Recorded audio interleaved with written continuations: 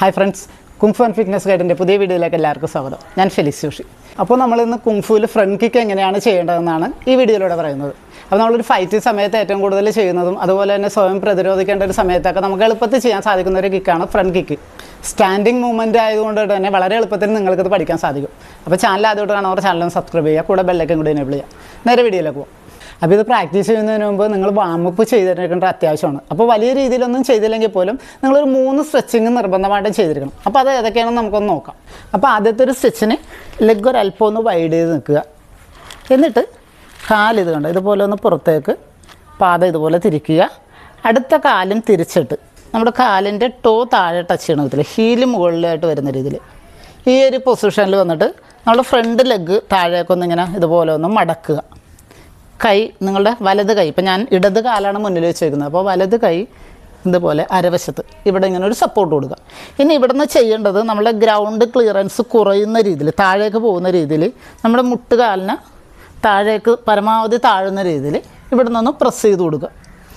നമ്മളുടെ തൈസ്, കാലിൻ്റെ ഈ തുടഭാഗത്തെ മസിലിൻ്റെ സ്ട്രെച്ച് കിട്ടുന്നതിന് വേണ്ടിയാണ് നമ്മളിത് ചെയ്യുന്നത്. നമ്മൾ കിക്ക് ചെയ്യുന്ന സമയത്ത് പ്രധാനമായിട്ടും നമ്മുടെ ഈ കാലിൻ്റെ സ്ട്രെച്ചുകളാണ് നമുക്ക് വേണ്ടത്. അപ്പം കൈ ഇവിടെ ഇതുപോലെ സപ്പോർട്ട് ചെയ്യുക. ബോഡി സ്ട്രെയിറ്റ് ആയിട്ട്, നിങ്ങളൊരിക്കലും ഈ ഒരു പൊസിഷനിലേക്ക് പോകരുത്. ബോഡി സ്ട്രെയിറ്റ് ആയിട്ട് ഈ ഒരു ഗ്രൗണ്ട് ക്ലിയറൻസ് പരമാവധി കുറയുന്ന രീതിയിൽ ഈ നീ ഇതുപോലെ ഒന്ന് ബെൻഡ് ആകാതിരിക്കാൻ ശ്രദ്ധിക്കുക. പരമാവധി നേരെ വെക്കുക. കാരണം ബെൻഡ് ആകുന്ന സമയത്ത് നമുക്ക് ഇവിടുത്തെ ഈ ഒരു സ്ട്രെച്ച് ഇത്തിരി കുറവായിരിക്കുള്ളൂ. ഇത് നേരെ വെക്കുമ്പോഴാണ് നമുക്കിവിടെ സ്ട്രെച്ച് കൂടുതൽ കിട്ടുന്നത്. നന്നായിട്ടൊന്ന് പ്രസ് ചെയ്ത് കൊടുക്കുക. അതുപോലെ ഓപ്പോസിറ്റ് സൈഡിലേക്ക് നിങ്ങളൊരു 15 സെക്കൻഡ് ഇതുപോലെ ഒന്ന് ഹോൾഡ് ചെയ്യുന്ന രീതിയിൽ ഈ ഒരു മൂവ്മെൻ്റ് ഒന്ന് പ്രസ് ചെയ്യുക. നന്നായിട്ട് ബോഡി സ്ട്രെയിറ്റ് ആക്കിയിട്ടുണ്ട് ഈ ഒരു ഭാഗത്ത് നല്ല പ്രസ്. അതിനുശേഷം നേരെ ഓപ്പോസിറ്റ്, നമ്മൾ ഈ വന്നതിൻ്റെ ഓപ്പോസിറ്റ്, ഇപ്പോൾ നമ്മൾ ഇങ്ങോട്ടാണ് ഫോൾഡ് ചെയ്തത്, നേരെ തിരിച്ചിട്ട് നമ്മൾ ഈ ഒരു കാല് ബാക്ക് ലെഗിലേക്ക് ബോഡി ഒന്ന് ഇതുപോലെ കാല് മടക്കുക. ആ സമയത്ത് ഫ്രണ്ടിൽ വെച്ചിരിക്കുന്ന കാലിൻ്റെ ടോ മുകളിലേക്കും ഹീല് താഴേക്കും. ഇനി കൈ നേരെ, നമ്മൾ റൈറ്റ് ലെഗാണ് ഇപ്പം മുന്നിൽ വയ്ക്കുന്നത്. വലത് കൈ ഈ കാലിൻ്റെ മുട്ടിൽ ഇതുപോലെ ഒന്ന് സപ്പോർട്ട് കൊടുക്കുക. ഇവിടെ നിന്ന് താഴേക്ക് ഇതുപോലെ സീറ്റ് ഇപ്പോഴും നമ്മൾ താഴേക്ക് ആ ഗ്രൗണ്ട് ക്ലിയറൻസ് കുറക്കുകയാണ്. ബോഡി അധികം ബെൻഡ് ഫ്രണ്ടിലേക്ക് വേണ്ട, മാക്സിമം സ്ട്രൈറ്റ് മതി. ഇനി ഇവിടെ നിന്ന് ഇതുപോലെ താഴേക്ക് ഇതുപോലെ ഒന്ന് പ്രസ് ചെയ്യുക. അപ്പോൾ ഈ ഒരു സമയത്ത് ഇപ്പം നമ്മൾ ആദ്യം ചെയ്ത സ്ട്രെച്ച് നമ്മൾ തൈസിൻ്റെ വേണ്ട ഈ മേൽവശത്തേക്കാണ് കിട്ടിയെങ്കിൽ രണ്ടാമത്തേത് നമ്മളെ അടിഭാഗത്താണ്, നമ്മൾ ഈ ഹാംസ്ട്രിങ് മസിലിനും അതുപോലെ കാഫിലേക്കൊക്കെയാണ് കിട്ടുന്നത്. അപ്പോൾ ഇത് നന്നായിട്ടൊന്ന് പ്രസ് ചെയ്ത് കൊടുക്കുകയാണ്. പരമാവധി ഗ്രൗണ്ട് ക്ലിയറൻസ് കുറക്കുക. നിങ്ങൾ ഓരോ ദിവസവും ചെയ്ത് ഇതിന് ഫ്രീ ആയിക്കഴിഞ്ഞാണെങ്കിൽ നമുക്കിത് ഗ്രൗണ്ട് താഴേക്ക് ടച്ച് കിട്ടും. അപ്പം അത്രയും വന്നില്ലെങ്കിൽ പോലും നിങ്ങൾ കിട്ടുന്ന ഒരു പൊസിഷനിലേക്ക് ചെയ്യുക. തിരിച്ച് ഓപ്പോസിറ്റ് ഈ ഒരു സൈഡിലേക്കും ചെയ്യുക. ഇത് ചെയ്തിട്ടുണ്ട്. ഇവിടുന്ന് താഴേക്ക് നമ്മൾ കിക്ക് ചെയ്യുന്ന സമയത്തൊക്കെ ലെഗിൻ്റെ സ്ട്രെച്ച് അത്യാവശ്യമാണെങ്കിൽ മാത്രമേ കാലിന് പെയിനും അതുപോലെ ഇഞ്ചുറിയൊക്കെ നമുക്ക് കുറക്കാൻ സാധിക്കുള്ളൂ. അപ്പം ഈ ഒരു മൂവ്മെൻറ്റ് ചെയ്യുക. ഈ 2 സ്ട്രെച്ച് പ്രധാനമായിട്ട് ചെയ്യുക. അതുപോലെ തന്നെ അടുത്തതായിട്ട് സ്റ്റാൻഡിങ്ങിൽ നേരെ നിൽക്കുക. ഒരു കാല് ഇതുപോലെ ഒന്ന് റൈസ് ചെയ്തിട്ട് 2 കൈ ഇതുപോലെ കാലിലേക്ക് ഇങ്ങനെ ചേർത്ത് പിടിക്കുക. ഇനി ഇവിടുന്ന് മുകളിലേക്ക് ഇതുപോലെ ഒന്ന് പ്രസ് ചെയ്തിട്ട് ഈ മുട്ടുകാല് നമ്മളെ ചെസ്റ്റിലേക്ക് ചേരുന്ന രീതിയിൽ, പരമാവധി നിങ്ങൾക്ക് എത്രയാണ് കിട്ടുന്നത് ചേരുന്ന രീതിയിലൊന്ന് ടൈറ്റ് ചെയ്ത് പിടിക്കുക. ഒരു 10-15 സെക്കൻഡോളം ഇങ്ങനെ ഒന്ന് ഹോൾഡ് ചെയ്യുക. അതിനുശേഷം അടുത്ത ലെഗും ഇതുപോലെ ഒന്ന് ടൈറ്റ് ചെയ്ത് ഹോൾഡ് ചെയ്യുക. ഈ മൂവ്മെൻറ്റ് നിർബന്ധമായിട്ട് ചെയ്തിരിക്കുക. ഈ 3 സ്ട്രെച്ച് ചെയ്യുക. അതുപോലെ തന്നെ ഹിപ്പ് ഒന്ന് ഇതുപോലെ ഒന്ന് റൊട്ടേറ്റ് ചെയ്യുക. മാക്സിമം ഒന്ന് വൈഡായിട്ട് ഇതുപോലെ ഒന്ന് റൊട്ടേറ്റ് ചെയ്യുക ഓപ്പോസിറ്റ്.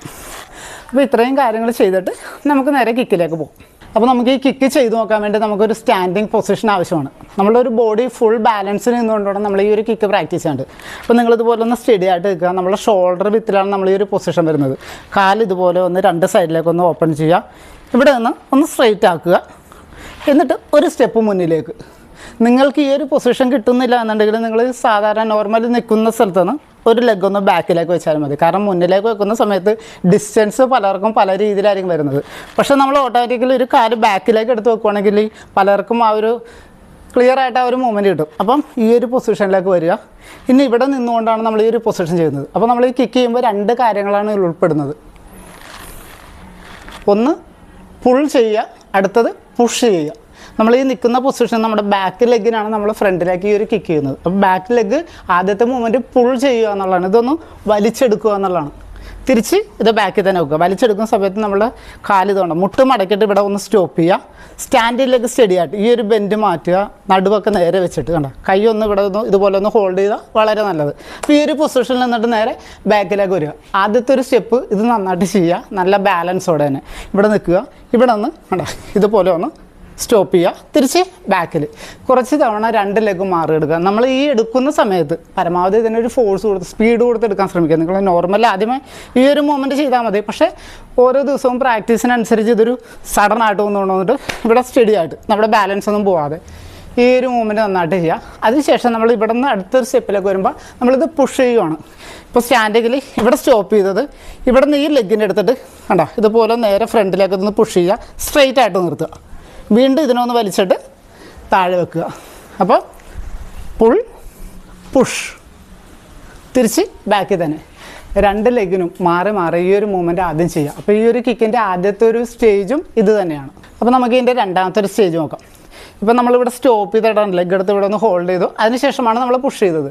പക്ഷേ ഈ ഹോൾഡ് ചെയ്ത സമയം കുറച്ചിട്ട് ഇപ്പോൾ നമ്മളിവിടെ ഹോൾഡ് ചെയ്ത സമയം കുറച്ചിട്ട് ഈ ലെഗിങ്ങോട് എടുക്കുന്ന സമയത്ത് തന്നെ കൂടെ ഇതൊന്ന് പുഷ് ചെയ്യുക. സ്ട്രെയിറ്റ് ആയി കൊടുക്കുക. വീണ്ടും തിരിച്ച് ബാക്കിൽ വരിക. ഇവിടെ നിന്ന് കണ്ട അപ്പ് ചെയ്ത സമയത്ത് തന്നെ നേരെ പുഷ് ചെയ്യുക. അപ്പം രണ്ടാമതായിട്ട് ഈ ഒരു മൂവ്മെൻറ്റ് ചെയ്യുക. അപ്പ് ചെയ്യുന്ന സ്ഥലത്ത് നിന്ന് തന്നെ സ്ട്രെയിറ്റ് ചെയ്യുക. തിരിച്ചു വരിക. 2 ലെഗ് ഇതുപോലെ തന്നെ മാറി മാറി ചെയ്യുക. ഇനി അടുത്തതാണ് ഇതിൻ്റെ മൂന്നാമത്തെ സ്റ്റേജ്. ഇനി മൂന്നാമത്തെ സ്റ്റേജിലാണ് നമ്മൾ ഈ കിക്കിൻ്റെ ഒരു ഫുള്ളായിട്ടുള്ള ഇമ്പോർട്ടൻ്റ് അല്ലെങ്കിൽ കിക്കിൻ്റെ ആഘാതം എങ്ങനെ ആക്കണമെന്ന് നമ്മൾ ഈ മൂന്നാമത്തെ മൂവ്മെൻറ്റിലാണ് നോക്കുന്നത്. അപ്പോൾ അത് ചെയ്യുന്നത് തന്നെ ഇപ്പോൾ ഫസ്റ്റ് നമ്മൾ കണ്ട ഇവിടെ ഹോൾഡ് ചെയ്തു. ഇനി ഇവിടെ നിന്ന് കിക്ക് ചെയ്തു.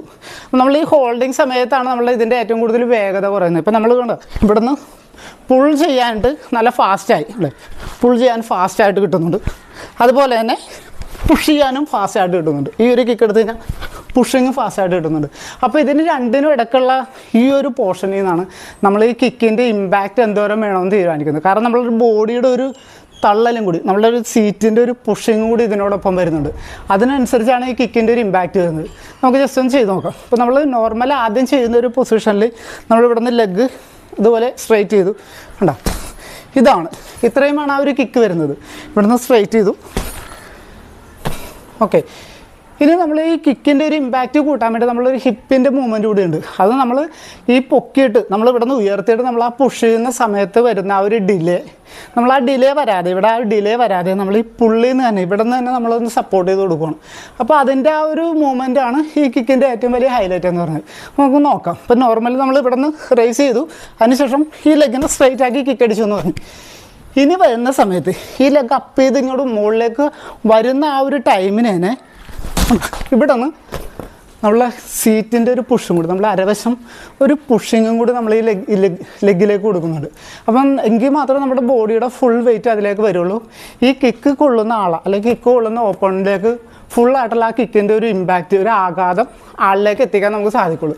അതല്ലാന്നുണ്ടെങ്കിൽ ഒരു ചെറിയൊരു മൂവ്മെൻ്റ് ആയിരിക്കും, പെയിൻ ഉണ്ടാകും, പക്ഷേ ആൾ ഒരു ഫോഴ്സ് ദൂരേക്ക് തെറിച്ച് പോകാനുള്ള ആ ഒരു ചാൻസൊക്കെ വളരെ കുറവായിരിക്കുള്ളൂ. അപ്പോൾ നമ്മൾ കിക്ക് ചെയ്ത് പ്രാക്ടീസ് ചെയ്യുമ്പോഴുള്ള ഒരു ത്രസ്റ്റ് കിക്ക് എന്ന് പറയുന്നത് തന്നെ ഇതാണ്. നോർമലി ഫ്രണ്ട് കിക്ക് എന്ന് പറയുമ്പോൾ നമ്മൾ ഇവിടെ നിന്ന് ചെയ്യുമ്പം ഈ ലെഗ് പോകുന്ന നമ്മുടെ ഈ ലെഗിൻ്റെ ആ ഒരു ലെങ്ത്തിനുള്ള ഒരു ഫോഴ്സ് മാത്രമേ അതിൽ ചെല്ലുള്ളൂ. അടുത്തതെന്ന് പറഞ്ഞാൽ ത്രസ്റ്റ് കിക്ക് എന്ന് പറഞ്ഞാൽ നമ്മൾ ഇവിടെ നിന്ന് എടുക്കുമ്പോൾ നമ്മുടെ ബോഡിയുടെ വെയിറ്റ് കൂടി നമ്മളിവിടെ നിന്ന് ഹിപ്പിലേക്ക് ഉണ്ടാകും. ഈ ഒരു പുഷും കൂടി എടുത്തിട്ട് നോക്കിയാണ് ഈ ഒരു തള്ളലാണ് നമ്മൾ ആ കിക്കിലേക്ക് വിടുന്നത്. അപ്പോൾ വീഡിയോ നിങ്ങൾക്ക് ഇഷ്ടമായെങ്കിൽ ഒന്ന് ലൈക്ക് ചെയ്യുക. അതുപോലെ നിങ്ങളുടെ അഭിപ്രായങ്ങൾ വീഡിയോക്ക് താഴെ കമൻറ്റായിട്ട് രേഖപ്പെടുത്തുക. പുതിയൊരു ടെക്നിക്കുമായിട്ട് അടുത്തൊരു വീഡിയോയിൽ കാണാം. ബൈ.